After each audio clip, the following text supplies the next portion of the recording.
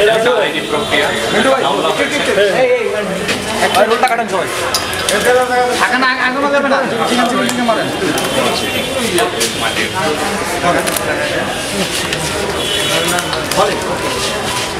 যেমন আমি lieutenant colonel শিকার ছিলাম আর কি, জাস্ট ডেলি পরিষ্কারে আমি আর্মি থেকে অব্যাহতি হয়েছে।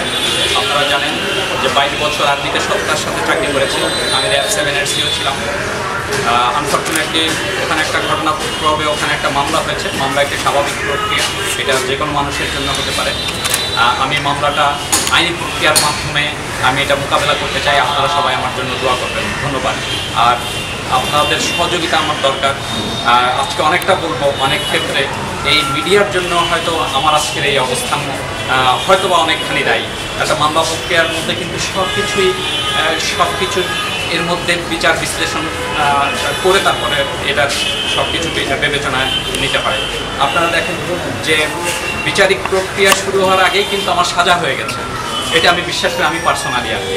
তো বাকিটা আপনারা আমার জন্য দোয়া করবেন।